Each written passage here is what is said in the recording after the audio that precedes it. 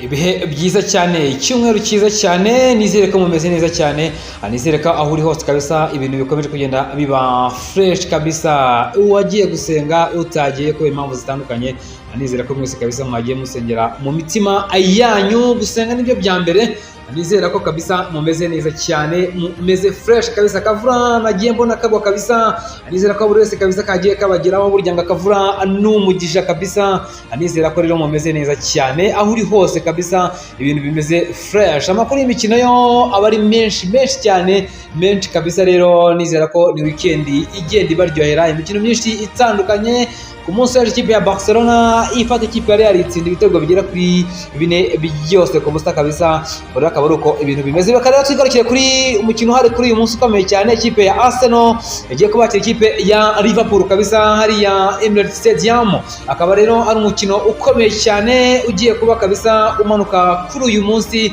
akabisa rero mu ekipe yose agiye kugenda rero aza kabisa ayigaragaza muri rusange, turebe byinshi bigiye bitandukanye byagiye biranga aya ma ekipe yaba Arsenal yaba ikipe ya Liverpool kabisa, turebe byinshi bitandukanye. Ubwo twihuta cyane turebe ku mikino yagiye ibahuza, mu mikino yose kabisa yagiye iba nuko bamaze guhura inshuro zigera kuri 71, tubaze imikino yose, tubaze all competition bagiye bahuriramo. Ikipe rero Arsenal yatsinze imikino igera kuri 20, mu gihe kandi ikipe ya Liverpool ari yatsinze imikino nyinshi, yatsinze inshuro 26, mu gihe kandi rero bamaze kunganya rero imikino igera kuri 25 kabisa. Rero akaba ariyo bamaze kuba rero bagenda abanganya, rero kandi ibitego baje kuba batsinda birumvikana, ibitego baje kuba abatsinda kabisa nuko ikipe y'abavandimwe rero ya Arsenal imaze gutsinda ibitego 101 itsinda ikipe ya Liverpool, mu gihe kandi ikipe ya Liverpool imaze gutsinda ibitego 127 kabisa. Ndetse kandi rero bakinira Emirates Stadium nuko ikipe y'abavandimwe ya Arsenal imaze kwinjiza ibitego bigera kuri 13, ndetse kandi ikipe ya Liverpool rero imaze gutsindira ku kigo cya Arsenal ibitego bigera ku 9, ndetse kandi rero baje kuba bahanganyiriza inshuro zigera kuri 12, mu gihe kandi Anfield ku kigo cya Liverpool nuko ikipe ya abavandimwe ya Arsenal imaze kwatsinda ibitego bigera kuri 7, ndetse kandi ikipe ya Liverpool imaze kwatsindira ibitego bigera kuri 17, bamaze kunganyiriza 16 ku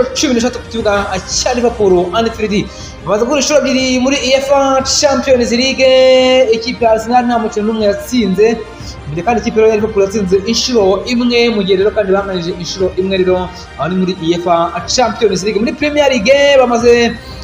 gukina imikino igera kuri 58, ikipe ya Arsenal imaze gutsinda imikino 16 muri Premier League, mu gihe kandi ikipe rero ya Liverpool imaze gutsinda imikino igera kuri 22, banganya inshuro zigera kuri 20 rero kabisa birumvikana. Muri FA Cup bamaze gukina imikino igera kuri 3, ikipe ya Arsenal yabatsinze imikino 2, mu gihe kandi ikipe ya Liverpool yo yatsinze umukino 1, nta mukino n'umwe rero bari banganya muri FA Cup. Muri Carabao Cup bamaze gukina imikino 6, ikipe ya Arsenal yatsinzemo 2, ikipe ya Liverpool itsindamo 1, ubwo rero kandi baza kuba banganya imikino igera kuri 3. Kuri community muri FA Community Shield nuko rwose ikipe ya Arsenal bamaze kunganya, ni umukino waje kuba bahuriramo kabisa, rero baza kuba abanganya ubusa ku busa, rero akaba ari uko byaje kuba rero bigenda muri rusange. Ubwo rero kandi intsinzi zigeze kuba zibonekamo z'ibitego byinshi bitandukanye mu mikino ikipe ya Liverpool yaje kuba ihurira muri ikipe ya Arsenal, hari mu mwaka wa 2019 hari kuri 30 z'ukwa 10 banganya ibitego 5 kuri 5, mu gihe kandi umwaka 9 z'ukwa 2007 ikipe y'abavandimwe kabisa ya Arsenal yatsindaga ikipe ya Liverpool ibitego 6 kuri 3, mu gihe kandi ikipe rwose ya Liverpool yongeye kunganya n'ikipe ya Arsenal ibitego 5 kuri 5 nanone kabisa hari muri 2019 birumvikana. Akaba ari uko rero byaje kuba bigenda muri rusange kabisa, rero ariya rwose mu gihugu cy'Ubwongereza hagati y'ikipe ya Liverpool ndetse n'ikipe y'abavandimwe ya Arsenal kabisa, rero baza kuba bahura kuri uyu mugoroba, baza guhura rwose ubona ko amakipe yombi akeneye amanota agera kuri 3 kugira ngo akomeze kwirukanka inyuma ya Manchester City yo yaraye itsinze ikipe ya Southampton igitego 1-0. Bora kandi twarekeza ku ikipe ya Arsenal imvune ifite abakinnyi batabuze ko bagaragara kuri uyu mukino bamwita Martin Odegaard akaba afite ikibazo cy'irero uzagaruka tariki 30 z'ukwezi kwa 10 2024 mu gihe kandi wo bita William Saliba nawe ntago azaba ari korera ikarita y'umutuku yaje kubabona rero wakina n'ikipe ya Brentford rero aza kubana ikarita y'umutuku azagaruka tariki 30 z'ukwezi kwa 10 nawe arimo azagaruka rero mu kibuga cya ikipe ya Arsenal mu gihe kandi Julian Timber nawe azagaruka 27 z'ukwezi kwa 10 akaba nawe rwose rero aza kuba adahari muri rusange kandi wo bita